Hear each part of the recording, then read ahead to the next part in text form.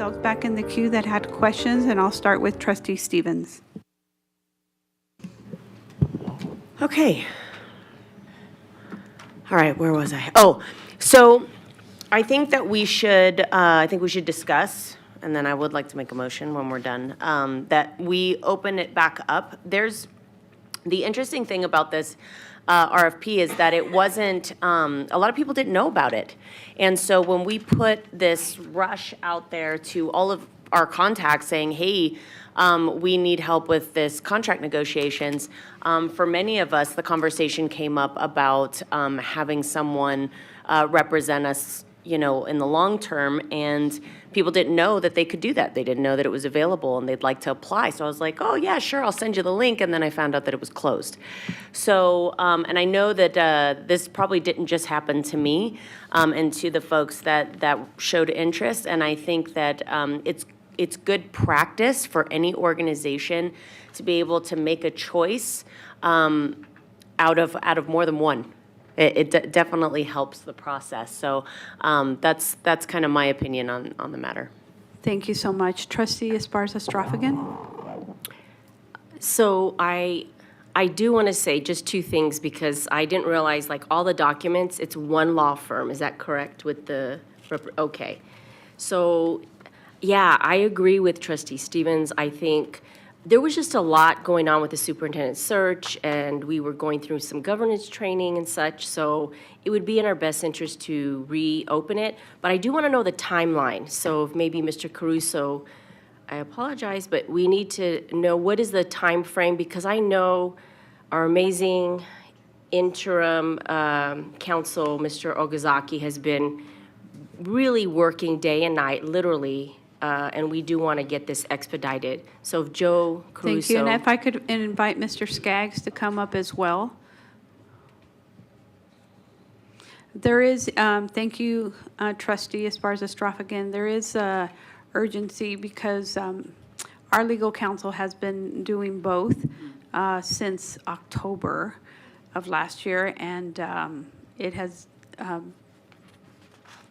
been a heavy lift. And so the urgency, Mr. Caruso, in my opinion, would be to have a specific time frame to open it back up, if that's the desire of the team, to probably a 2-week period. And then if we were to do that, what board agenda item, date would it go on if we were interested in that? So, Madam President, great question. So Mr. Staggs, our amazing Director of Purchasing, who's, if I can phone a friend, just to talk to clarify the process if we were to extend it or to reopen it. And talking to Mr. Okazaki, we do have that ability in the agenda item, if that's the board's pleasure tonight, to do that. But we would have to re-advertise, correct, and reopen the process. And time-wise, 3 weeks? Normally 3 weeks. Normally 3 weeks. Mr. Skaggs, if you can just come to the microphone, that would help. He was in the way. Oh. Madam President, members of the board, Interim Superintendent Larson Mitchell, Steve Staggs for the record. Normally, a request for qualifications is pretty quick. It would just be about 3 weeks. You mentioned 2. We could potentially cut it down to that. But we prefer to give, although it didn't work out great this last time, we prefer to give them as much time to become aware of the effort and to put together a reasonable response as quickly as possible. We won't actually release the same RFQ. We'll change the number. It'll be identical, but it'll be a different effort. But in terms of getting to the board, if we got it in 3 weeks from today or tomorrow, what's that? Tomorrow's October 3rd, plus 21, October 24th. April 3rd. April, excuse me. Sorry, I'm skipping ahead a little. So potentially we could do May 8th, What if we move it to Yeah, a work potentially. session in May? because we would do 3 weeks, right? 1, 2, 3, and then we would put it on the regular board meeting agenda for the 8th. Yeah, as long as we can, we'd probably have to skip our regular OSU timeline, but we can do that. That's easy enough. Okay. So I'm getting a nod from Dr. Larson Mitchell and Mr. Okazaki. So with the pleasure of the board, so if it were to reopen tomorrow, then the intent would be to bring it to, I mean, we have a board work session on the 7th. Would that be pushing it just one day earlier? No, I don't think so. Okay, so the pleasure of the board could be either the 7th or it might be better to do it on the 7th for board work session. That's May 7th? Correct. Okay, May 7th. Okay, thank you for answering those questions. Mr. Skaggs, don't go anywhere, though. We might have more, so stay right there. Trustee, did that answer your questions, Trustee Esparza-Stroffigan? That's exactly what I wanted to know. And also, when it does close, and possibly because we know that we will have that ahead of time, that we have more time to review whoever submits on our end from trustees. Madam President, or Trustee Esparza-Stroffigan, to your point, so this agenda, we know was held because there were so many items that we were trying to put on it, the last item in particular, so we were trying to get that. So I think with the advanced planning, at the pleasure of the board president, I think we could probably get it back to that 8 days in advance where draft would be posted, and then 7 days prior to the reference. Thank you so much. Interim Superintendent? Thank you, Madam President. For the record, Brenda Larson Mitchell. I just want to echo some of the sentiments of some of the trustees regarding Mr. Okazaki. I've worked with him for many, many years, and throughout all of this, doing both roles, he has remained patient and positive and dedicated and just always a professional and just willing to help anybody who needs his assistance. So just very, very grateful to him. Thank you for that. Trustee Cavazos? Thank you, Madam President. I wanted to echo the sentiments of Trustee Stevens and Trustee Esparza-Stroffigan that we do want to have adequate time. And even though I'd like to have seen this like sooner, I know that we're kind of scrambling. You know, we didn't have a work session in March, and so we're trying to do our best, all of us, you know, to kind of catch up. And I would like to request, as I had mentioned to Mr. Okazaki earlier, that if we can have some kind of a formal vetting process for any applicants that come up, so that maybe at the last minute, we're not finding out about things and trying to scramble and then kicking the can down the road again. So if we could find that out, that would be really great. And also to get our reference materials a little bit earlier if possible. Mr. Caruso, do you have a comment?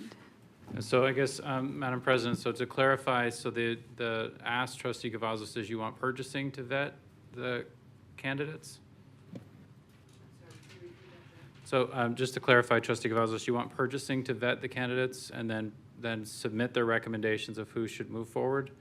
I think I would be fine with the president, choosing that. Trustee Cavazos, can you turn on your mic? Sorry. I would be fine with the president communicating with you as far as the process on that and what would be most expedient for us to meet that deadline for, what is it, May 7th? And that would be our work session, right? So, you know, whatever, I would leave that up to her. So I would have to defer to Mr. Okazaki because the request for example, for this one was to bring all the respondents to the board so you could, full transparency, see everything. So if I'm understanding correctly, then this would not be the case. You would only see what is recommended to move forward, correct? Or you would still want to see everything and then rate it. The only reason I ask is because if you're opening it back up, similar to how we did the search, the purchasing department did the rating of the financials and then gave the board the recommendation based on their rating. So if we have multiple respondents, I'm assuming that would be the recommend. We wouldn't put the financials out there again, right?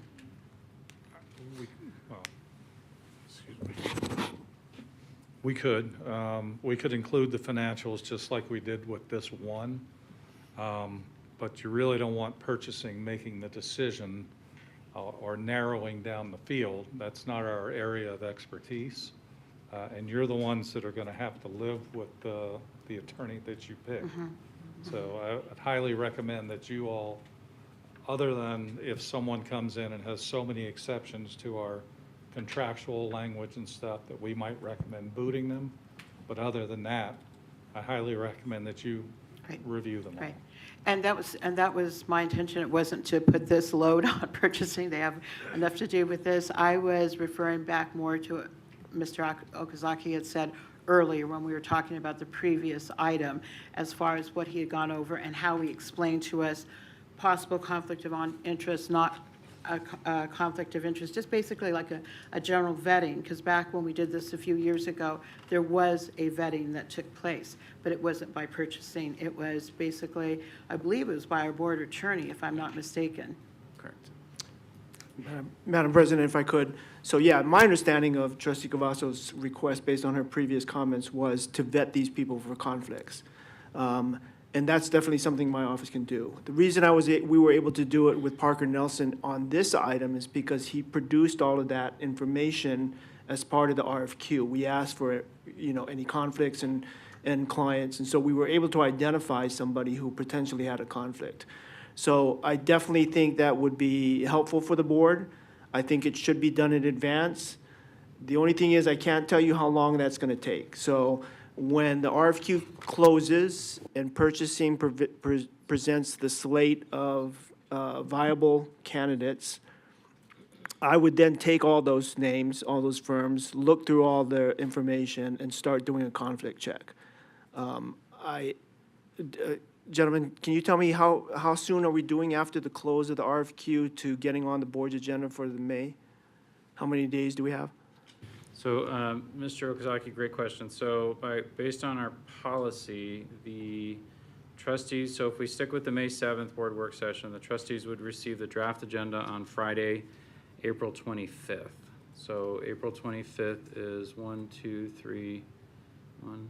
3 weeks from Friday. And then the agenda would have to post publicly Tuesday, April 29th. So that would mean that if the RFQ were to go up hypothetically tomorrow, post for 3 weeks, 1, 2, 3 would be the 20, it's gonna be super tight. Because then that would give it back to Steve, Mr. Saggs on the 24th, which potentially would mean you would have the documents on the 25th. But to meet the request, expectation to have it more time, that would be really tight for you to turn it around, so. So my thought was, if it is all possible to do 2 weeks instead of 3 weeks, I will also mention my understanding is that in the initial RFQ, it did get to a lot of people.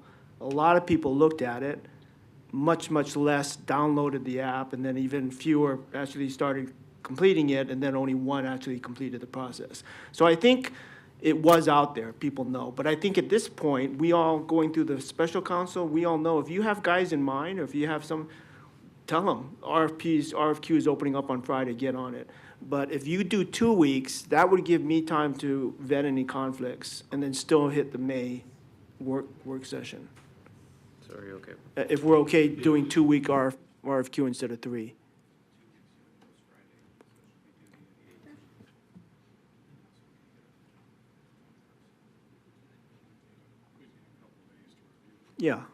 Yeah, because you'd have to do your first line of vetting.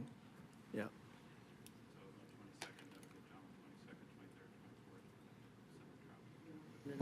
Madam President, Yes, Trustee Dominguez. I know we're talking with the board liaison, but I wanted to offer to the board, possibly, since we had missed our work session and it was not rescheduled, we might be able to reschedule that work session at the end of April to have a sooner date, so that way we can focus on this. And so that might be an option that we have. I'm looking at our board liaison.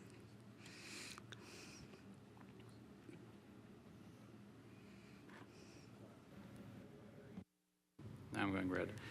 Trustee Dominguez, so if you add another meeting, you have to back 8 days prior to that meeting. So that would mean we'd have even less time. Because if we're already crunched for time on April 25th, based on our timeline to go out publicly on the 29th. So if we were to add another meeting at the end of April, we would, everything has to post 7 business days is what we, based on policy. That's what causes a lot of time constraints, because open meeting law is only 3 full business days. So, but because we try to give the board more time, That's where that extra 4 days, it just in these situations can be tight. So adding another meeting would be even less time I to see. prep. So adding it to the 29th of April would bring us to about the 23rd of April. Would that be cohesive with our board council and the RFQ? So it's if you added the meeting on the 29th, you're 8 business days prior to the meeting a draft. 8 business days, okay. Right, and then 8 days prior to the meeting is when you would actually post. Okay. So the 29th would be, you in essence would have to post the 17th. Okay. I see. So it's a challenge, and that's why sometimes trying to find dates to work with the calendars, it's hard to get everything in line. And to So clarify, you're saying the 17th because of Easter Monday?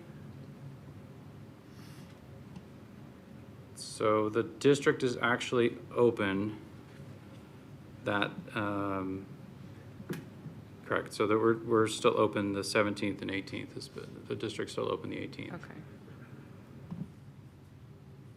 So just to clarify, so if the intent is to go for the 7th, then we are going to do 2 weeks with the RFP, open it Friday, do back to purchasing the 18th. Mr. Staggs would then turn over the documents to Mr. Okazaki the 22nd. Hopefully, yeah. And then Mr. Okazaki would then have the documents to us by the 25th. And then potentially we would have a draft to the board on the 25th. And then on the 29th, we would post 8 days prior to the meeting, so you'd have the reference material. Does that work? Trustee Stevens. So I don't know that we need to add another meeting, especially considering the fact that we are about to go into deliberations. And we're gonna have to have a special meeting for the superintendent contract, so we're about to do that. Then we have our regular board meeting. And so, in my opinion, if we're gonna have it open for a 2-week window so that everybody has time to go through it, I don't see why we couldn't just add it to the agenda for that first week in May. And that's what I would wanna do. Yeah, I think that's what you said, right, Mr. Caruso? Yeah. So- The Yeah. May 7th, is that a board meeting or is that a work session, board work session? Work session. Board work session. So we would not be adding a meeting. If we, yeah, we would just put it on the work section. Mr. Skaggs, did you have something? Yes, I just wanted to, it's not really an advertisement because we're not a commercial activity, but if you happen to have contacts that you know that want to submit a proposal for this, the website, I mean, we'll try to gather as many as we can and just email them directly. But if you want to let them know where to find this request for qualifications, it'll be at ccsd.bonfirehub, all one word, .com. And they will find it advertised and they submit through that website. Thank you so much. And Trustee Zamora, did you have your hand up? I did. Thank you, President Bustamante Adams. I want to just clarify some parts of the conversation. Trustee Dominguez mentioned, redoing the work session that was canceled, but it wouldn't really be that. It would just be a special meeting, correct, Joe? Trustee Zamora, correct. So I think the question was if we added another meeting, would it help move the process along? But based on our calendar and counting backwards, it actually would cut us down less time. So I think the intent is to stick with the May 7th board work session so that we could get trustees the document 8 days prior to the meeting. Yes, Joe, thank you. I just want to make sure that for just the way we're messaging out and we're having this conversation, we keep saying to reschedule the work session, but it's not really rescheduling a work session that has been canceled in the past. So just more of a learning opportunity in that way, and it would be a special meeting moving forward to add stuff. Thank you for that. Trustee Johnson, do you have any questions? Yep. The only thing and this may be a little bit of putting the cart before the horse. I apologize for that. I just want to make sure that we have some sort of criteria to use to be able to help make a solid determination.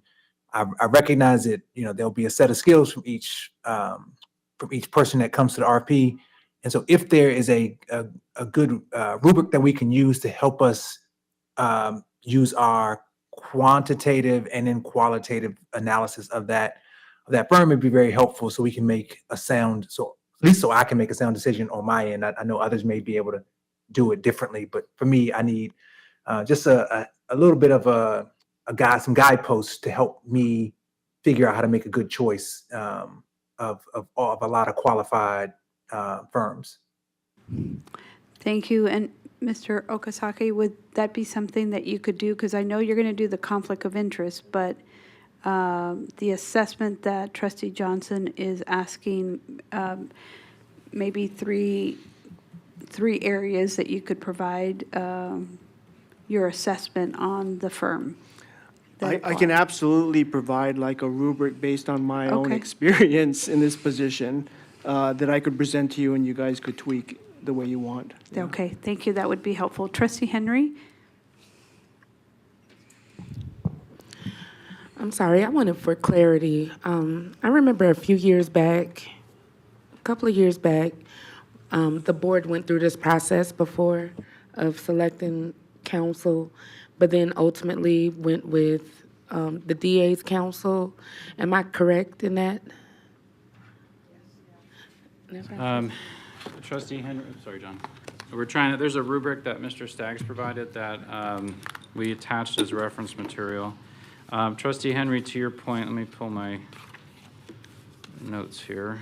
The board did consider an RFQ and did bring forward that, let's see, it was May 1st, 2024. Discussion and possible action for request for proposal. That was the second time it came back. Prior to that, it was a initial review, discussion and possible action, which was in 2021. And that first was discussed on February 3rd, 2021 at a work session, discussion and possible action on solicitation of individual applications or proposal law firms for the provision of general counsel services for the board. The board then voted on March 3rd to send out a request for proposal to law firms for hourly and static retainer rates.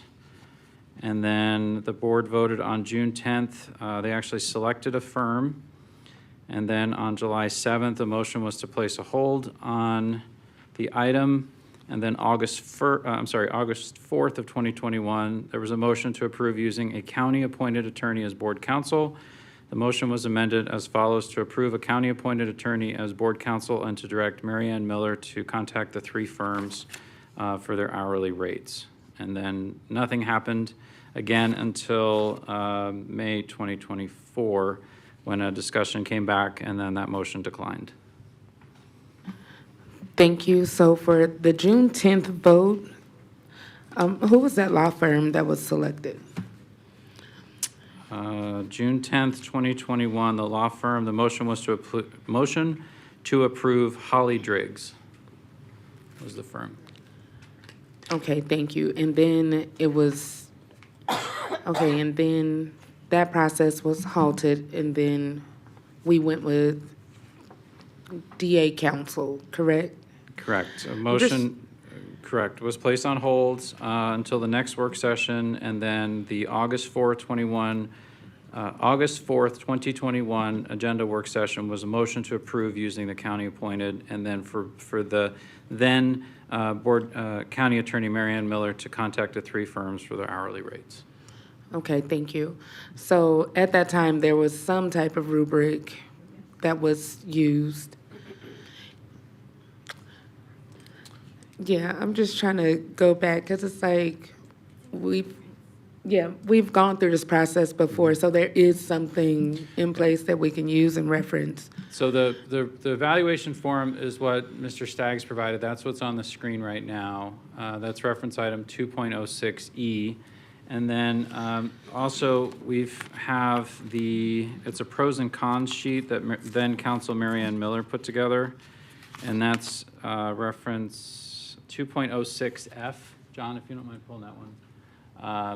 That actually is the pros and cons sheet that the board at that time used, because it gave a good breakdown to really what it is you're looking for, the pro and con for each, and then it had different categories. So that's Trustee Bustamante Adams asked that we put that on as reference material again for today. Thank you so much. I'll do more homework. It's okay. Thank you. Trustee Barron? Thank you, Madam President. I have 3 questions. The first one is for our General Counsel. Councilor Okazaki, how much time are you spending per week? I know, and of course, I know every week is different, but in general, in an average week, how much time are you spending dealing with matters in particular for this board? As a board counsel, I mean. Thank you, John Okazaki, General Counsel, for the record. I actually went through kind of an assessment of this. When I first took the position at the end of October, I think it was pretty slow. It was probably, I said my average was about 5 hours a week. In January, when the new board members came on and we had a full board, it started to ramp up to about 10 hours per week. And then I would say for the last at least 2 months, maybe more, it's at the low average would be 20 hours a week.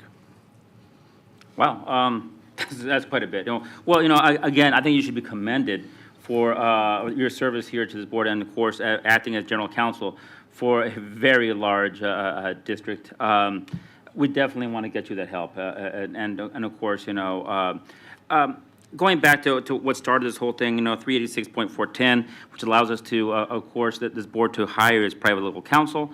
Madam President, thank you very much for including that status sheet from one of the previous counselors regarding what we're looking at here.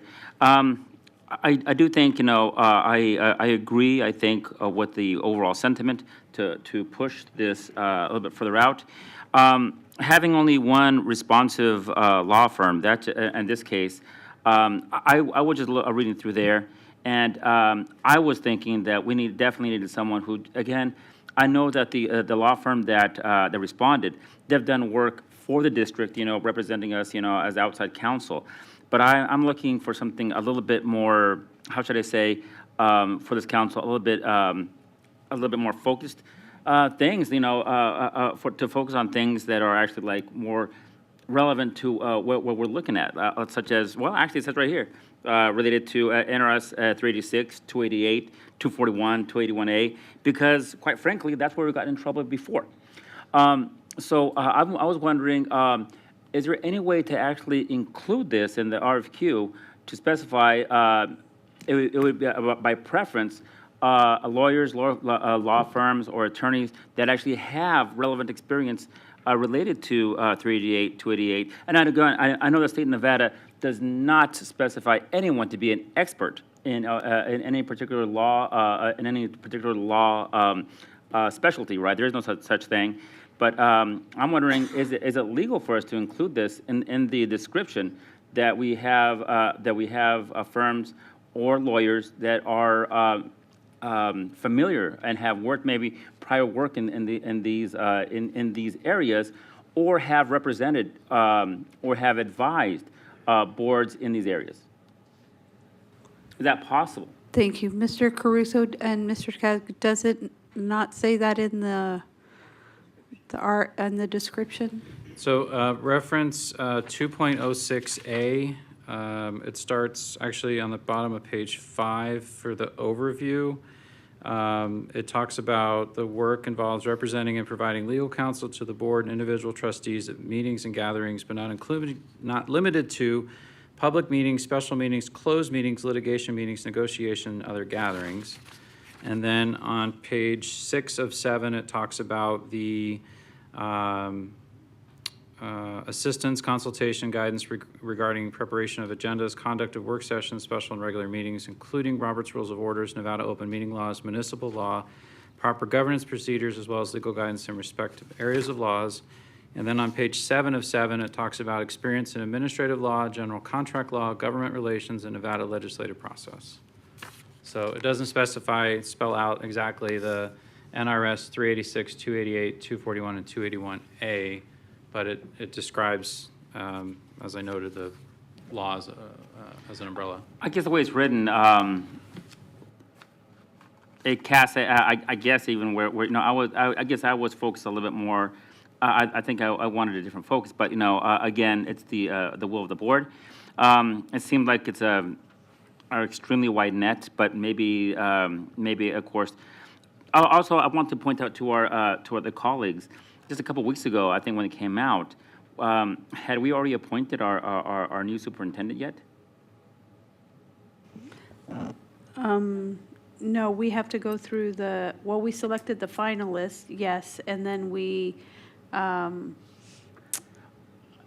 directed legal counsel to enter negotiations on their contract. And I so- guess what I'm getting at is, now that we've selected a superintendent, I think we might actually see a little bit more interest, especially since, we've already, I'm just Maybe. saying that now, Could be. I think we've made some splash with our new superintendent that was selected. And I think, just looking forward here, we might get some more than just one, yeah. And finally, one last question for General Counsel. We're not subject to any sort of a bid protest if we open this back up, right? Oh, what did I do there? I have a clock going. I'm sorry, John Oksaki, General Counsel, this is actually doesn't even have to go out for an RFQ. It's a personal services contract, so there would be no violation in reopening it. Thank you very much. That answers a lot. Thank you very much. Thank you. Gentlemen? Trustee Cavazos? Thank you, Madam President. I wanted to check with my colleague Stephen, with Emily Stevens. Emily, I'm not sure, did you already make a motion? No. We're waiting for discussion. I think we're ready. I'm going to put myself in the queue. I would say that Mr. Parker was in the audience before we took the recess for the live streaming question. So I just wanted to put that out, that he was there. And yes, I think we are ready. Do you have a question, Trustee Cavazos? No, Yes. I was ready to Okay. make a motion. but I Yes, was- and thank you, Trustee Dominguez. Is there anybody here for public comment? I didn't see any cards collected. Don't run up all at once. Okay. There's no public comment, so Trustee Stevens? Okay, I'd like to make a motion to reopen the RFQ for general counsel for this board. We'll have it open for 2 weeks to give us time to bring it back to the table at our work session first week of May. Trustee Cavazos? I would like to second Trustee Stevens' motion. Great, so I have a first and a second. If you could please cast your votes. Trustee Zamora? Aye. That motion passes 7-0. Good work, team. Okay, then we're going to go move to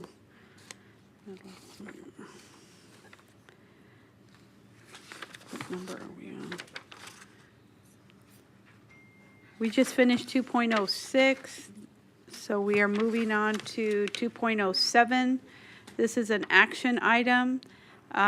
Trustee committee engagement meeting proposal. Is there anyone who did not get a chance to complete a public speaker card? Mr. Skaggs, you don't want to complete one? I'm just kidding. I'm sorry. I don't see any, and I don't see any on the list. So I'm going to turn it over to Trustee Johnson. And Trustee Johnson, if you could also mention who was in your working group. Yeah, good evening, everybody. Thanks for the opportunity. Over the last couple of weeks or so, Trustee Dominguez, Trustee Esparza-Straffigan, and Vice President Zamora and I had the opportunity to put our heads together to try to come up with a proposal that would allow for us, the board, to be able to have two-way dialogue with our constituents. And the purpose of the dialogue is to do some of the things that we as a board had described what we wanted to do. And one of the things that I know that we had wanted to do was to be able to better engage with our constituents through hearing what their feedback is, being able to talk to them directly, being able to um, take some of their input and then be able to work to put that into action, and then also to be able to have I think uh, more intimate dialogue with them, better dialogue than we can have when we're at board meetings, which is generally the public will come and provide comment, we can't respond, and then it's a disjointed discussion about very important topics. So the overall purpose of the proposal was to try to create a structure. Actually, not just create a new one, because this is not something new. We actually wanted to recreate a structure that it worked previously, and we were hoping as a group that we could put together some of our initial thoughts onto paper, put that in front of our colleagues for your reaction, and then also for your input on how to improve the process. And so this, what you found, was the result of all four of us putting our initial thoughts in, and then with the idea that you all, as colleagues, would be able to provide additional input. You'd be able to make revisions to it, and then at the end of this meeting, we'd be able to have a process that we all agreed would be one that we want to move forward with, and we can try to implement over the next 30, 60, or 90 days. So that is the context for the draft. My hope is that after this, after everybody's able to put provide some thoughts around like what should be next, we can move forward with the structure that we all think is helpful. Thank you, Trustee Johnson. Before I turn it back over, I guess I also wanted to ask Trustee Dominguez, Trustee Esparza-Straffigan, or Vice President Zamora if they wanted to add any color to the context I provided. Thank you. Yes, I'm going to go to them, but I'm also Okay. going to invite our board liaison and our communication guru to come to the table, because that also involves community engagement under his purview, just so that we can be ready for questions. So Trustee Dominguez? Thank you. I don't know why I have a timer on mine, so I don't know what that means. I don't know what that is either. Okay. It started clocking me, too. Okay, no worries. I really appreciate Trustee Johnson for pulling me into this. I think this is a great idea. We, like all of us, are so frustrated having a one-way conversation with our constituents when they come to public comment and don't feel like we are hearing them because we're not having that two-way conversation. So I know that's difficult for me, and I know a lot of constituents have been very frustrated with that. And I know in previous years, trustees have been more accessible to the public. So I think that's something that's missing. And us as trustees are CCSD's greatest ambassador. We are the greatest link that can come between CCSD staff and parents to kind of combine the links and make them feel heard and understood on what's happening in their community. One of the things I wanted to mention here was I included a lot for the agenda. I wanted to essentially make this less about staff, no offense, but more about kind of us listening. So staff would be there maybe to provide reference, but it would not be any kind of staff presentation. And we also included kind of like roles for staff to have, but it was mainly to facilitate the discussion that we were having and not kind of give and have a one way again with the constituents. The other thing I wanted to mention was the layout. The layout was something I suggested. I think it's, obviously I'm ready for pitchforks and torches at me, but the scheduling, the idea behind the scheduling was kind of so we would have essentially one trustee you would rotate every 90 days. So you wouldn't be doing exactly a trustee doing a meeting back to back to back on a monthly basis. So I think it kind of opened up for a lot of like flexibility. Also, if you notice, there was some trustees without a partner on there. I kind of left it open to if a appointed trustee wanted to volunteer that day, or, you know, even if it may not be in your district. I know sometimes our schedules are open, sometimes they're not. So it kind of leaves a little room for flexibility. And yeah, I look forward to hearing from my colleagues on this. Thank you. Thank you. Trustee Esparza-Straffigan? So,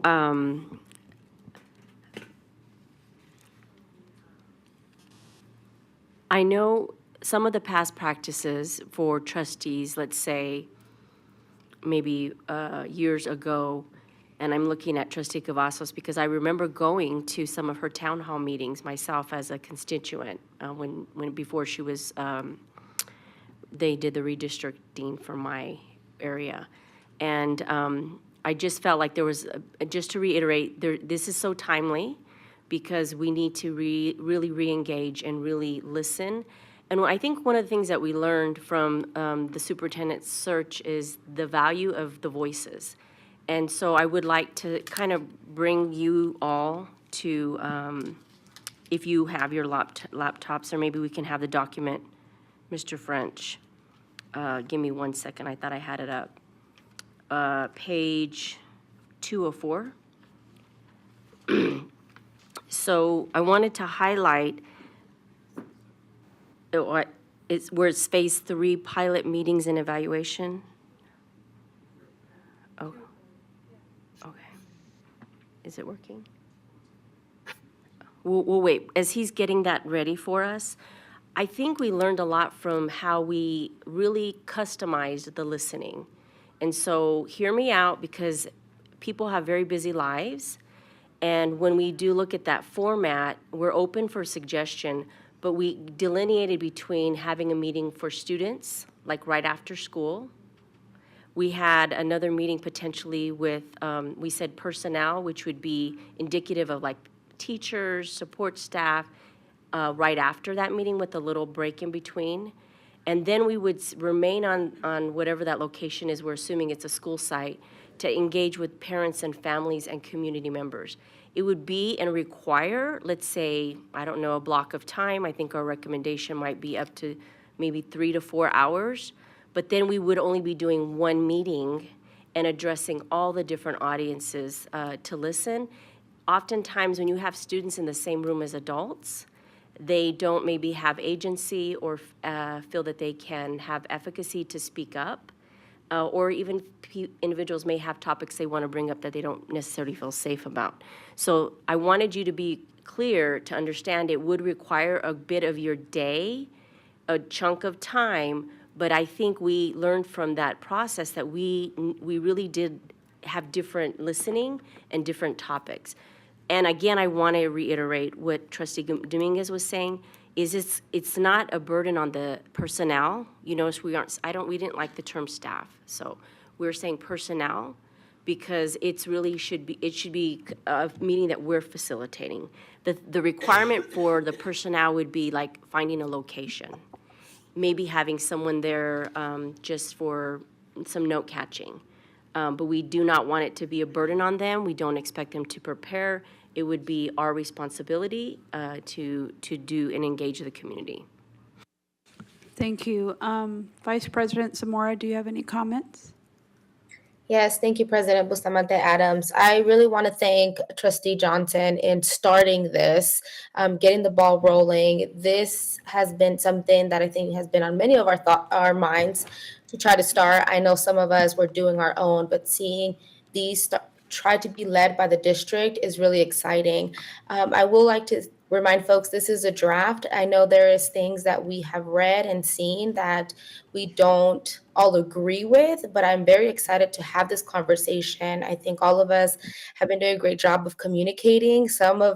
Originally this document was a Google Doc, and I wish y'all could have seen just all of us kind of collaborating and making comments and suggestions and seeing different point of views. I think was the most interesting to try to get to this. So I hope we can continue that as a board and taking in everyone's thoughts and questions and tweaking this so we are all very comfortable going forward with this.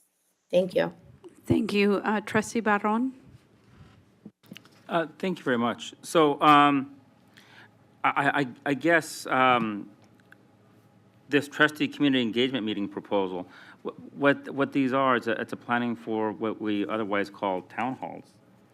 How is it different than a town hall? Or are we, is this, are we dealing with a new concept, number one? Number two, for, however we call them, staff, or employee, what kind of support is there gonna be? Of course, I know we're using a district facility, but will there be anyone there, outside of their contracted time that will have to that will actually have to compensate, will have to compensate them for?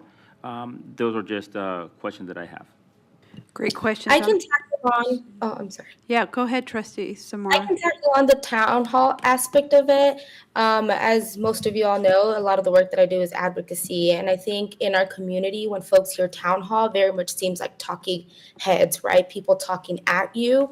I really agree of going to a community engagement title where it's more of like you have an opportunity as a community member, stakeholder, student, parent, to have the conversation with us. We are open. We don't want it to have that stigma of we're just talking to you. Thank you. I think I'm going to ask staff to answer those questions, but I have Trustee Stevens in the queue.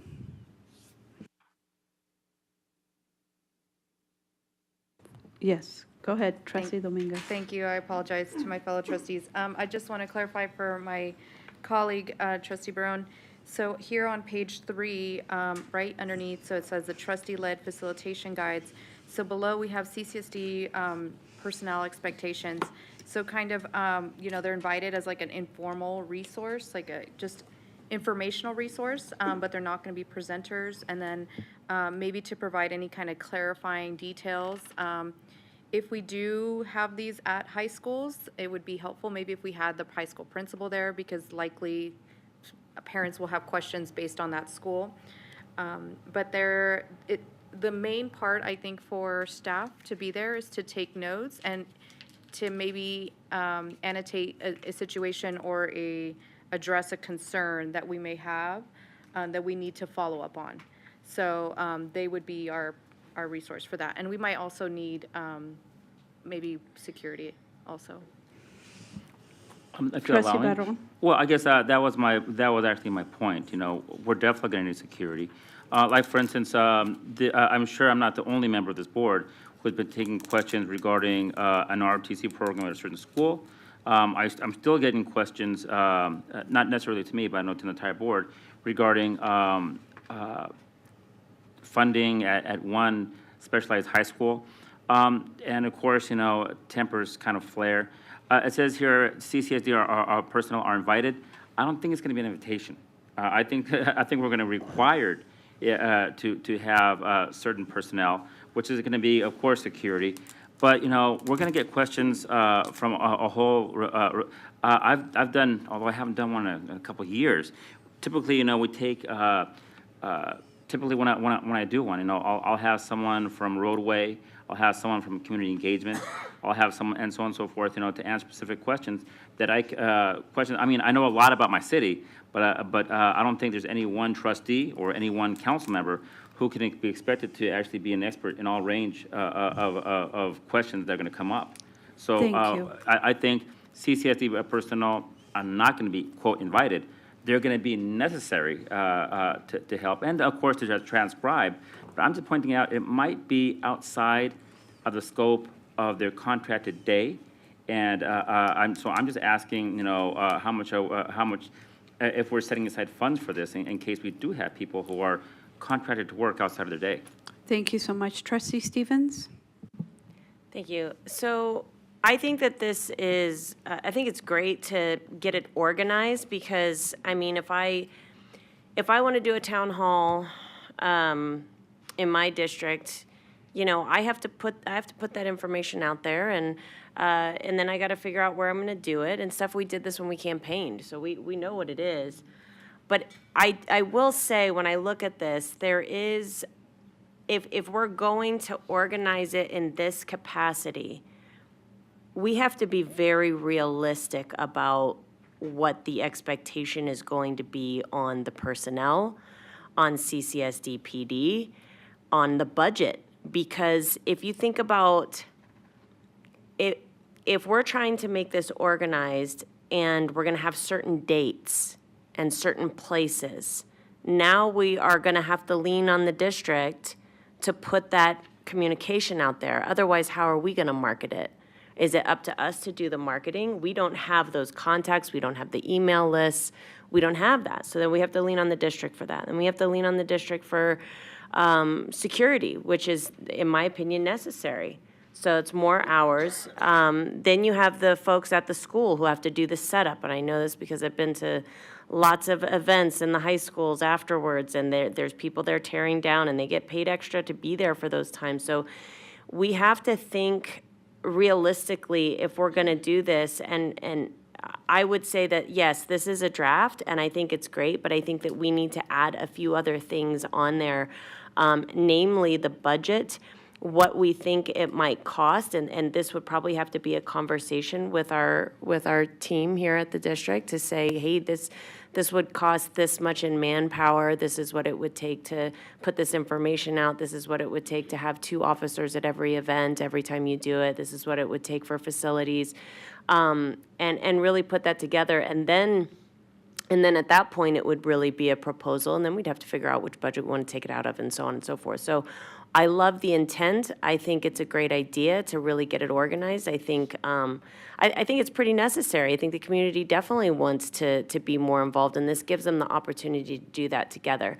But to Trustee Barone's point, I do think that it's not an ask of our folks at the district. I think it's gonna be a must, and we need to really be realistic about what that expectation is gonna be, because it could be a heavy lift for them.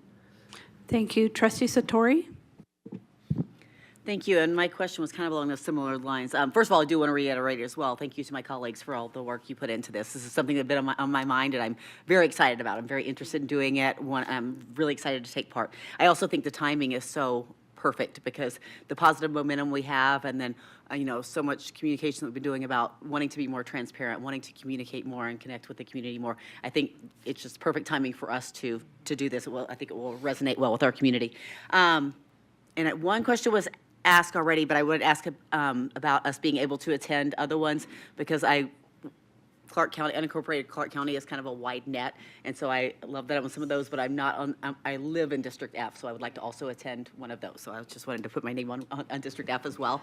But my question was for what we're approving tonight, because it was said this is a proposal, and this is very well done with a lot of thought, going into it to kick us off. So we would just be making a motion to basically move forward with the idea and develop the details. Is that correct, or am I understanding that correctly?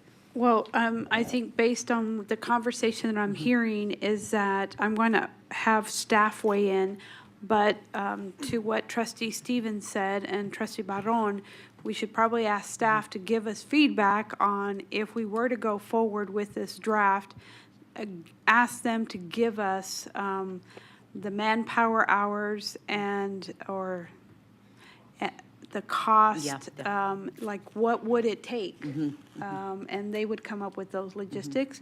So that could be a recommendation so that we could make a better, well-informed decision. Yeah, because that might impact the number. I mean, we just may have to scale down the number of them. I don't know. Just the cost may be a big factor We might in have that. somebody might have to volunteer and be a pilot, and so that we could take all See the how it kinks goes. out.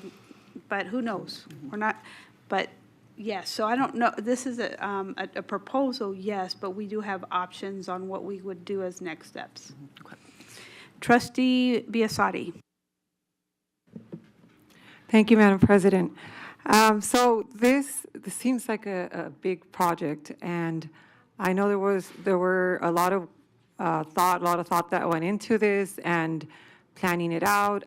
I would have wanted to see maybe a presentation where we broke it down in details and we all contributed to it.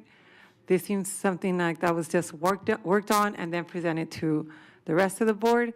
As far as the layout of the schedule here, is this just an idea, or is this what is being presented for us to it's going to be permanent, a permanent schedule? Thank you. Trustee Johnson, do you want to respond?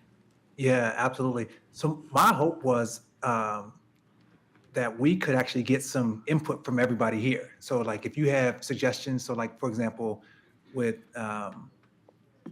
Trustee Barone and Trustee Stevens just said, like, why don't we figure out how to get costs to that? Like, that's a great, so we can take that as a note and figure out how to start working on it. If there are suggestions for how the schedule should look, and you had a thought about what that looks like, we, again, certainly welcome that input. So that, this is the time and the place to provide additional input. So the thought was to give you something to react to so that you can then add your input into it. Not, certainly didn't, I don't believe any of us thought this was a finished product that was coming to you all to be reviewed. Okay, thank you for that. And just a quick follow-up, our last names are, I can't help but see the typos jump out at me. We're 90 days in, so for Trustee Satori and myself, I see the typos and, wouldn't like to see them there, but thank you. Thank you so much. Trustee Cavazos? I Oh, apologize, Madam President. yes. May I add to, for Trustee Biasotti? Okay. So due to open meeting law, we can only have so many trustees discuss, and so we couldn't bring in anyone else. It had to be just a small group.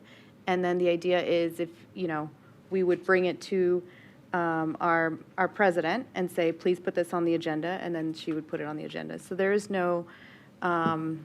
no other way to bring it to more trustees without breaking open meeting law. I think it was just really already worked on. It seems like a lot of thought went into it, a lot of discussion, and it left a lot of the rest of the board out of it. So I would like to have seen more involvement with putting this together. Thank you. And I would also add, Trustee Biasotti, that I appreciate Trustee Johnson proposing the concept, and then I asked him to establish a working group, but because of open meeting law, like we said, and so you're right, this is where we have to bring the stuff to vet it amongst ourselves, and we got to do it in public. And so it is a process, probably not the best, but it does say draft, and so it's a draft. It's for consideration. And I do appreciate, Madam President, the comments of, it was worked on. We really did work on this very hard. We did look into this very deeply. We did not want to present the board with something raw and not detailed. So we wanted to make sure that we provided as much information as we possibly could, and we brought a little bit of all of our experiences into this, so thank you. Thank you. Trustee Cavazos? Thank you, Madam President, and thank you, colleagues, for all of your comments. I want to thank the committee. I wanted to disclose that our president did ask me to be on this committee initially, and I didn't have the time to do that, so I want to appreciate my thanks to the folks that were able to do that. So I have some different thoughts on here. First thing that jumped out to me, and I did contact Trustee Johnson on this, was the timeline. So I wanted to confirm, and I know that this is just a draft, so what we're looking at is that we would not start on these trustee meetings until January of 2026? Trustee Johnson? That's totally up for that is the proposed timeline. So if it was agreed that we all wanted to do it earlier or later or sooner, we could certainly do that. So my thought is that anything in there is written in pencil.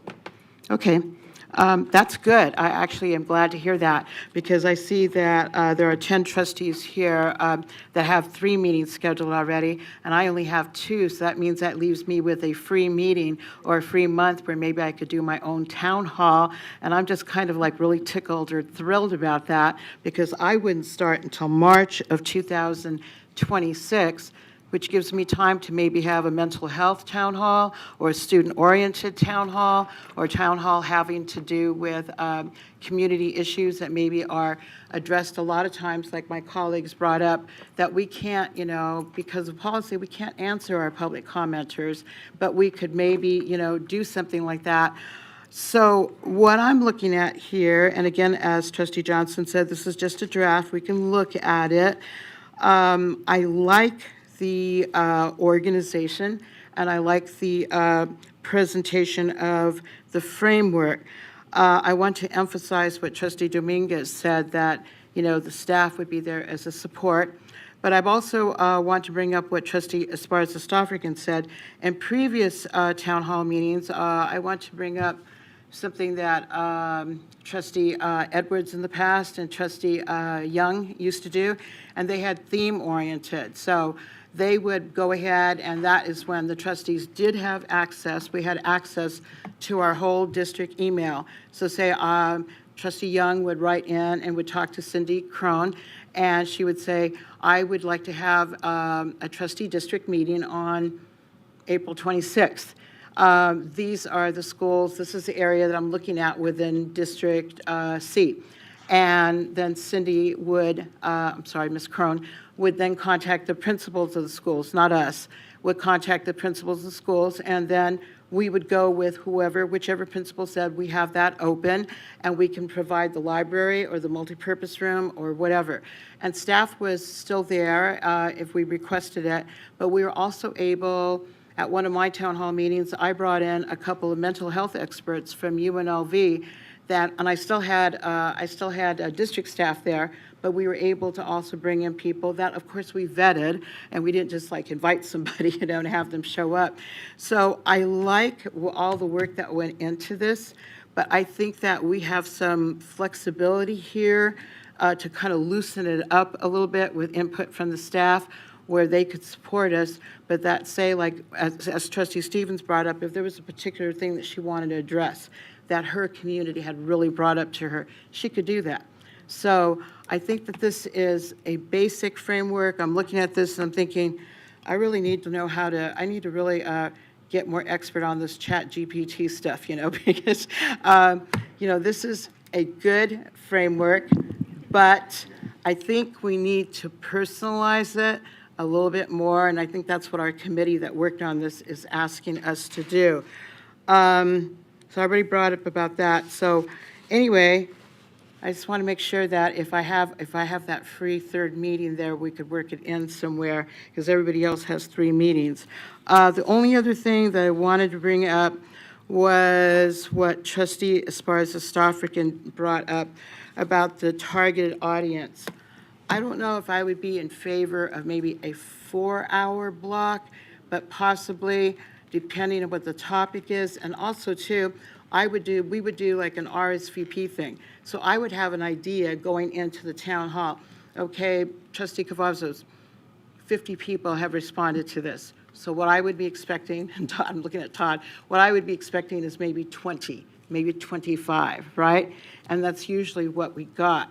So if we were going to adjust this for the targeted audiences, I would say something like about 2.5 hours and separating the targeted audiences.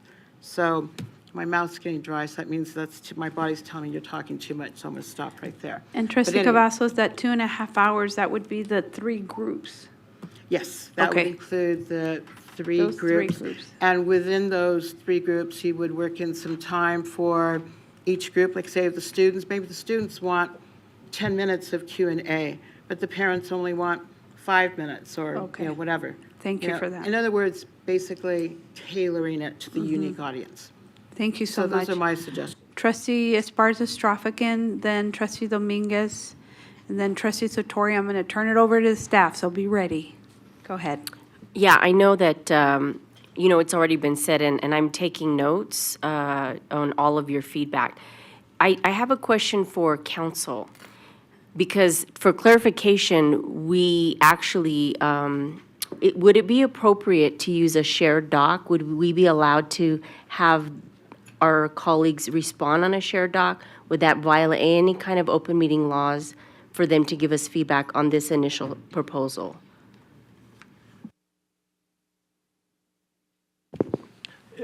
Make sure I understand the question. So in providing feedback on this proposal, individual trustees would all be working on a Google Doc? Yes, that would probably be an open meeting law situation. Could we do it in groups? Is there a way to do it that we wouldn't violate it? Because I feel like this meeting's going to go on with this topic for all the feedback that needs to happen. So is there a way, AI intelligence-wise, or that we can not have a meeting until 11 tonight? The intent of the open meeting laws is that any time the board, as who, there's a quorum of the board who are discussing or deliberating on a matter that they have, take action on, Okay. it's an open. I have an idea. It is not breaking open meeting law. There's 4 of us on the committee that a certain, let's say, one individual could provide their feedback to that individual, or does that also violate it? It's a meeting or a series of meetings, so you can't bypass the open meeting law by going through different, like a telephone type thing. So I'm going to say this is probably going to take more than one work session. Okay. It will. Trustee Satori, I think, was in the queue. Or were you in the queue? Oh, but I thought I saw, I don't know. Yeah, trustee Satori, or is it you? Okay, trustee Dominguez. I apologize, colleagues. So to add to trustee Esparza-Straffigan, I think it might be beneficial, and I have been taking notes as well, is to maybe put this on the next work session and then have trustees provide their inputs, and then we can have discussion at that point again. But I think that would probably be suffice for continuing this proposal, and I would love to do the motion if we're all ready. Wait, Let can me, I let me add- just take sorry, I'm ready trustee, for let me staff. take Okay. trustee Johnson, I'm on the queue. and then, but as a, hold on for a second, trustee Biassadi. Trustee Johnson, did you have your hand up? I do. Before we take a motion, I think we can still go back and work on, so we've received some feedback already, right? Like we've received feedback around adjusting for the structure, adjusting for the cost, making sure we put a little bit more detail in, et cetera. Are we able to take that feedback right now, incorporate that into it, and then re-present, right? And then, which will allow, so that the group is working on version 2 of this when we put this back on the work session for whenever that happens next, versus working on the same version and just getting more specific feedback. 'Cause we already have some feedback. Short answer, yes. Perfect. So then I still have trustee Satori, trustee Biassadi, and then staff. You're going to have to tell them what else they need to be thinking about. Trustee Satori. That was kind of my question. I was kind of piggybacking on what trustee Esparza-Straffigan said. But so if we have the Google Doc, but we don't respond to one another, we just put our comments or questions, that would still be the case, even if we're just, okay. My other question, I do think trustee Cavazos had a great idea with the agenda or themes, because that would reduce the number of staff we had to have. Like if we were doing these are the themes or these are the topics we're going to discuss at this one, we wouldn't have to have staff from so many different areas to help answer questions or such. My other question was, in the past when you did them, was there questions submitted ahead of time, or is it all just like, what was, or whoever who has, done them before? Do you take questions or ideas for topics, suggestions for topics or anything ahead of time, or do you set the agenda? Trustee Cavazos.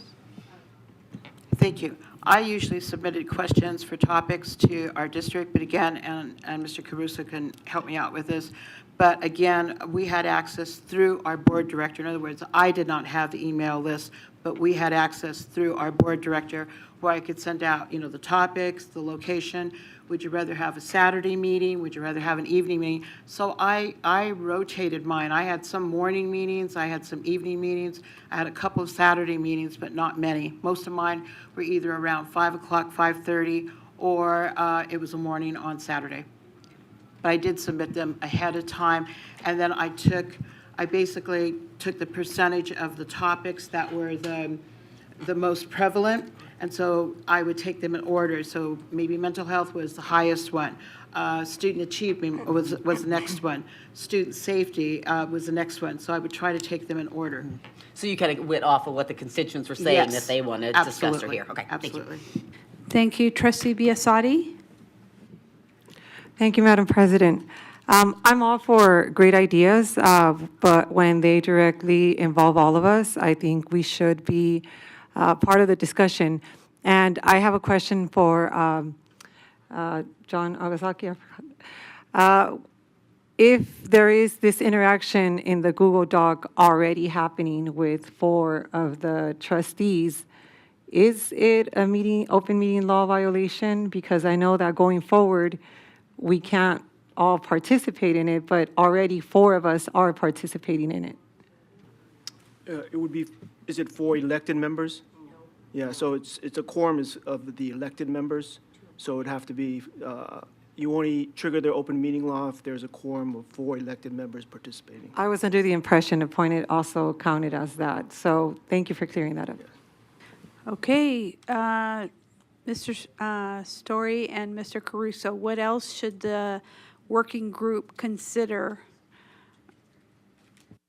So another great history lesson. There's actually a policy. It's BSL 3. It's called Accountability of the Superintendent, which the superintendent is the board's only link to operational achievement and conduct that all authority and accountability of staff, as far as the board is concerned, is considered the authority and accountability of the superintendent. Accordingly, except for the board office staff, the superintendent's liaison, and the executive assistant, which that position has changed, the board can communicate but not give direction to, with the exception of the board staff and myself. And that's where it really breaks it down into what our role to support you is. And there's a whole list of things in here that we used to do based on trustees. So, for example, Trustee Edwards used to do meetings. She used to call it the F-Troop meeting, and she would hold it once a month. Trustee Young would call it the Village meeting. She would hold it once a month. So there would always be someone, whether it was myself, Ms. Crone, Lisa, or the other board assistant, one of us would always go to that meeting. And to be honest, you do need to have a board office staff member there, because you're going to get people that are going to come up, just like Trustee Barone said, and said, my kid's being bullied. You have to report that by law within 24 hours. So then you put the district in harm's way if you're not reporting that. There could be an issue with the principal at the school. I was a principal. I know there are people, not everybody's going to like you. There could be, well, I'm unhappy with so-and-so, they suspended my kid. You don't want to be in a situation where now you're in the room with the principal and now you're timeout. We need to have someone. So there's a process. And I know Mr. Story is going to talk about the comment or the contact card that his team created, but it's what we used back then to really have a way to communicate. So then we come back to the office, we create a let's talk, and we get it to the right person. Most importantly, the superintendent's involved in the conversation. So that's the first piece. Trustee Cavazos is correct that part of what's in this policy does talk about how the staff, board office staff, will help you work on coordinating a location, because really that's the key. And I'll tell you, sometimes a staff member gets a phone call from a trustee, hey, I need to use your school. Their first thought is, wait, does my boss know this? A, and B, am I being told I have to do this, or is this a question? And I say this respectfully. I mean, you're the leadership of the superintendent, and staff is saying, well, wait a minute, is this an official ask, and where is it vetted through? So that's where the board office would reach out and say, look, we need to use your school. We need to find out if it's possible. The other component, too, is school police. And, that is something that we would need to talk to school police to say. The other factors you need to keep in mind are interpreters. We're in a day and age, you need to have interpreters. Both ASL, they do a phenomenal job, and our interpreters that sit out front to translate to Spanish. So those are factors too. The other piece that we did with the meetings is that Trustee Cavazos is right. If there's a topic, certain topics come up, with all due respect, I would recommend having that appropriate staff. And that's a conversation that the trustee would call me and say, hey, I need you to talk to the superintendent. I want to have a presentation on the budget. Great. Talk to the superintendent. Superintendent says, here are the people that I think they need to be at that meeting. Because then you're set up for success versus a trustee saying, well, I don't know, let me get back to you. And then a community member's already frustrated, and then you're waiting another month to get a response. That way there you have the team there and can give the information. The other thing that the board office did is monthly newsletters. And that's something that, the board had a template where we would say, okay, here's upcoming meetings for Trustee Cavazos, or here's upcoming meetings for the Board of School Trustees. And then here's kind of a blurb from the trustees saying, hi, I'm Trustee Satori. Here's my municipality update, and here's things that I think you should know. Or I'm Trustee Bustamante Adams in a District F. These are things that are happening. And those are things that are great ways to communicate. But one thing we did learn, and I'll tell you, it's really important, is the board office should own the communication out to the families, because there is sensitive information. I mean, that is, parent link is something that the district has, and that's all FERPA protected. So we would take responsibility to send out, and we used to do that, where we would send out, a phone dialer. Hey, Trustee Brown's got a meeting coming up. Can you come to this? If you have questions, contact the board office. So there are a lot of great things. I would be more than happy to share this. It's posted online, but I can forward it to the working group so you can kind of get a gauge of what we did. We've done this and worked on it for years. The other thing too that we did, and I remember going to, we had 3 trustees, I think, that did it at the time, was community linkage. So they would come together and say, here's the topic on the budget. So we're all going to have a meeting at Liberty High School to talk about the budget. And it was open up district-wide. And then in the Northwest, we're going to talk about capital improvement program. And then you would have theme topics that way. So then, yes, you would have staff, but it also would be just that topic. And then you would allow time for Q&A versus we're going to have 12 items on the agenda and parents feel like they didn't have any time to talk. And then really the other piece too is the time frame, because we try to be cognizant of the schools. We kind of tried to pair it with something where we know there wasn't a concert or a volleyball game or a basketball game, and that's where we're working with the schools. And then try to find different levels of schools. Elementary schools are great. They're excited to have you there. It doesn't have to just be at a high school, and different parts of town, whether it's a brand newer school or not so new. I mean, principals love having you there, but it's working through the process. And the other piece too is making sure the superintendent's aware, because sometimes there's things happening at a school we don't know that we want to make sure the trustees are aware of before they go there and say, hey, this is a hot ticket item. There's an issue in the community on traffic. So you're not walking in blindsided. We can say, all right, let's have safe routes to school there and talk about the traffic issue and be prepared. So hopefully that answered on a That's high great level. input, Mr. Caruso. Thank you so much. Mr. Story? Yes, hi, thank you, Madam President, trustees. Just to layer on to what Joe said, I mean, starting with the superintendent's office, I think is the first place to begin so that we have a full scope. And if you're planning to include additional staff beyond the board office, clearly there are additional implications there. And so once we have the new superintendent on, I think that is a conversation that needs to occur to be able to come back with a plan that shows this is what it's going to cost, this is the hourly rates, these are the timeframes.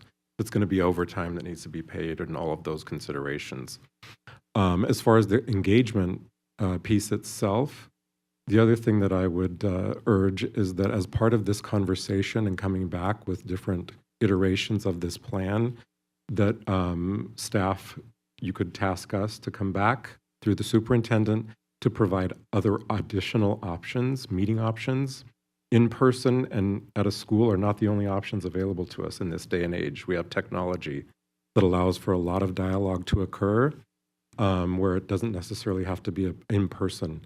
And so I think starting with a very clear objective as to what the program would be and its purpose, and then start going from there, I think we can fill in the blanks as to provide the board with the best options available and then make a choice.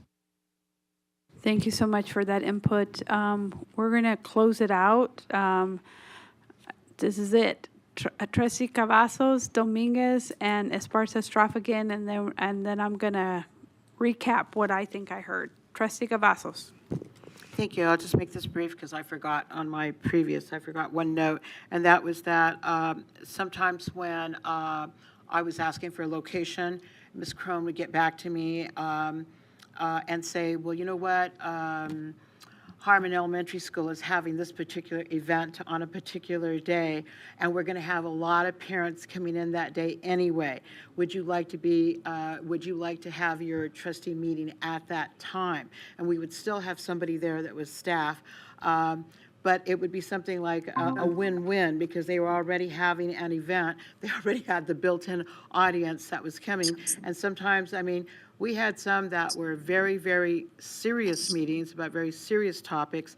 And then we had some that were like arts and crafts where the parents and the children were coming in, like what family engagement does, and they would invite the trustee to come in and kind of talk to them. And so, that's just another thing to throw out there as an idea. Thank you. Trustee Dominguez. Thank you, Madam President. If I could suggest to my colleagues, providing possible themes or topics, I think if we all kind of collaboratively bring in topics, like a list of topics, that way we're not having to decide a topic or a theme. I think that would be really helpful. And secondly, I would really like to hear from our interim superintendent on her thoughts, on her suggestions on this, and see what your thoughts are. Thank you. Trustee Esparza-Straffigan? Oh, you didn't want to go first? Okay, after interim superintendent. Madam President, members of the board, for the record, Brenda Larson Mitchell. Mr. Caruso and Mr. Story did a great job of capturing, as trustees have as well. I think it's very positive and moving in the right direction to engage with the community. They want to see you. They want to hear from you. So I definitely think that this is a great idea. And I do remember I was in Trustee Edwards' district as a principal, and I remember the F-Troop meetings and hosting those, and they were well attended and very, very much appreciated by the community and the families. I know that we don't rise and fall to the level of our goals, as James Clear says, but to the systems and structures that we build. So I think if we can build a very solid foundation of system and structures and protocols, then when we build those system structures and protocols, we will be easily implement these things involving the incoming superintendent and staff, and having clear systems and structures for it to be positive and easy to implement. Thank you. Trustee Esparza-Straffigan? I appreciate the discussion and all of the feedback. We all were, I would say the group and the committee was taking notes of all of your recommendations. And I want to second our interim superintendent is what an opportunity that we can continue with the momentum of really reaching out and pulling back in our community like we've been doing and trying to do. And again, we have to do this, I feel, in a way that's unified. Does it look the same for everyone? Maybe it's going to look different. And I want to offer that to everyone to say that even though we're using a certain framework or structure, maybe you want to be creative as a trustee, and you might want to do in your meeting a little bit of a I don't know, you might bring Post-it papers and have people respond in a different way, maybe like old school. Or you might use a QR code, get some feedback. So we're not taking that autonomy away from you as a trustee of how you want to facilitate your meeting. But I do agree, Joe, thank you for offering to give us the doc so that we can read it. And that's, I guess, our homework. And so like Trustee Dominguez mentioned, that when we come back on the 7th, that we are ready to engage and really give all of our suggestions so that hopefully we can button that up. And of course, that calendar is totally off, and I would say, apologize for the typos to Trustees Zatori and Biasate. We apologize for that. Google Docs does not catch last names. So I will defer back to the president. Thank you so much. Very rich discussion. I do have the honor of following in District F with the F-Troop meetings. That's something that the community had communicated when I started, and so I'm eager and excited about this opportunity. Thank you, Trustee Johnson, and for the working group. This is a great step forward, like Trustee Esparza-Straffigan said, and our interim superintendent. So with that, I'm going to entertain a motion that the working group take the information that was given as suggestions, take it back, and rework it into this proposal. In addition, to ask Mr. Caruso to submit the suggestions that he recommended be considered. And thirdly, that Mr. Story, that you propose other ideas, like you stated, that could be taken into consideration. With that, Trustee Dominguez? Thank you, Madam President. I do want to second you, but I think we have to offer public comment. Oh, that's right. Is it? Yes, Just you're offer, right. you know. You're right. Thank you. I missed Trustee Zamora to help me with that. Is there anybody here with public comment? Kevin, Mr. French? Nothing? You don't want to come forward? Okay. All right. See no public comment, then Trustee Dominguez, I will entertain a motion. Okay, did you do the motion, or do I second the motion? You can, no, I will can take. second you. Yes, you could second me. I will make the motion. I made that motion. You could second it. I would like to second your motion. Thank you. I have a first and a second. Can you please cast your votes?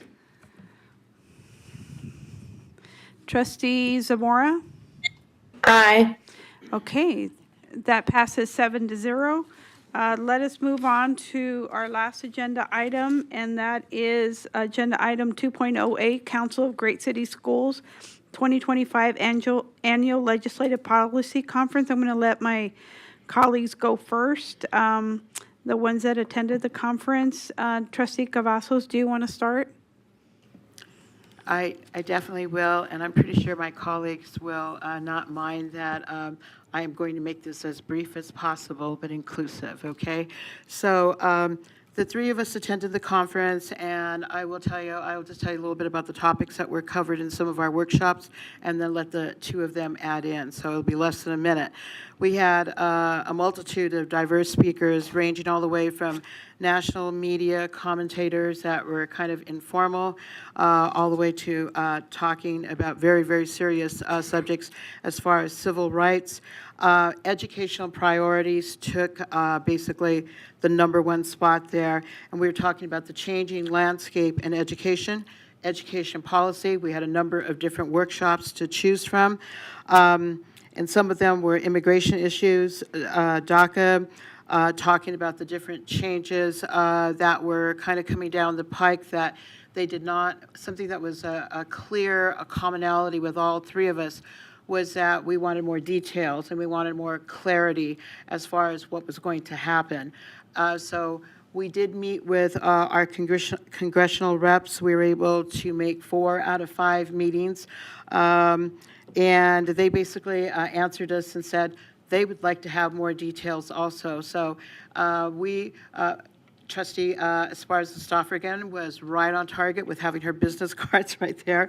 And I don't think that Trustee Dominguez had hers yet, and I forgot mine. So we know they're going to be contacting Ramona. But it was overall a really good experience, and I want to emphasize that it was very bipartisan, and we really appreciated that. Awesome. Trustee Esparza or Trustee Dominguez, and then Trustee Esparza Thank you, Madam President. I'll try to be brief as well. I know we're all ready to go home. So it was a very interesting process because before the conference, the Trump administration had signed the executive order for dissolving the Department of Education. So that was a very hot topic. And so I know it was very palpable for me to feel in the room that a lot of other districts were very fearful of what's going on, and there was a lot of anxiety happening. Even though I personally support the decision to close the Department of Education, I love clarity.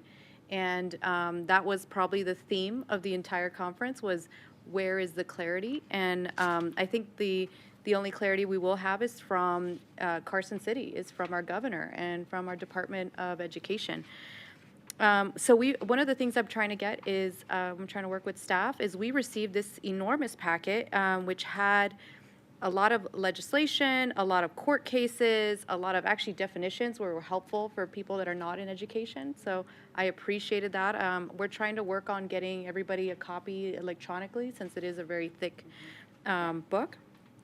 And so when we met with a lot of congressional members and Cortez Masto, I appreciated the comments of that. The federal government is very bloated, and it is time to put it back to the states. So I did appreciate that comment from her.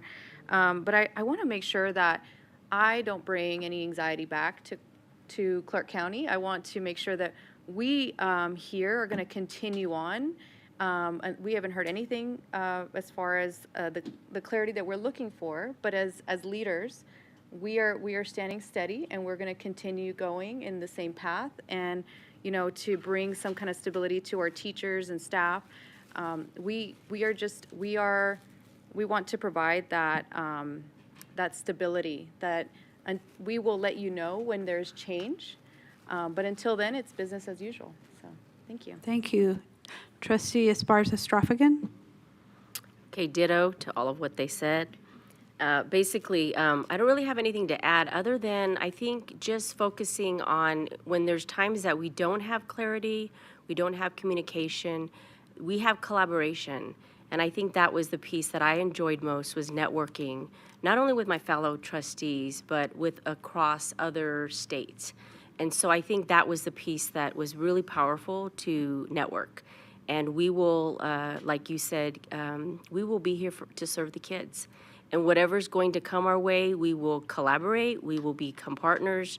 We will definitely need to advocate to ensure they still are having safe spaces, they are having free lunch, they are receiving Medicaid when necessary, all those things that need to happen in order for the whole child to be served and to excel. That's what's going to be needed for us to get some achievement. So I look forward to next year's conference. Thank you. And I just wanted to say, for me, I attended the Board of Directors meeting, which was my first time, and very interesting because they started at 5:30 in the morning. Yeah, so I'm not sure. For a portion of that, I had my camera off because I was not ready at 5:30. But the point is that they went over their strategic plan, and there's 3 goals. I won't go over the document, but they talked about the goal and then the tactics that they had been moving forward with on each of the goals. So I will have Mr. Caruso send that out. But that was the majority of the conversation. And then they do have a communications update. They did talk about sending a letter, not on the executive order for the Department of Education. And it was very robust, the conversation at the Board of Directors meeting. So I will send the strategic plan that they're focused on to the group. And Trustee Dominguez? Thank you, Madam President. I know my colleagues will accompany with me with the suggestion, but if we could have, maybe next time, have government relations, CCSD government relations, come with us on the day we visit Capitol Hill. That would be very much helpful, especially in navigating the buildings and the times, and that would be very helpful. Thank you. Thank you. Just being there earlier today, yes, some of the buildings are under construction, so yeah, I hear what you're saying. Thank you. Trustee Johnson, is there any questions? None for me. Thank you. Vice President Zamora, any questions? No, just thank you to the team who did show up and support and represent Clark County. Thank you. Thank you. We're going to move to item 3.01. Is there anybody here for public comment? Okay, seeing none, we're going to move to 4.0, upcoming meeting announcement. The next meeting of the Board of Trustees is Thursday, April 10th at 5 p.m. here in this boardroom. Once again, I just want to reiterate how impressed and I am with the team and so honored to be able to be part of it.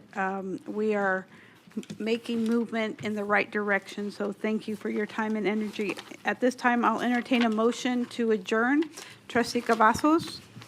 Madam President, I'd like to make a motion to adjourn this meeting. Thank you. Trustee Biasotti? I'll second the motion. I have a first and a second to adjourn the meeting. Please cast your votes. Trustee Zamora? Aye. Okay, that motion passes 7-0. The time is 7:56. Thanks for the work, everyone.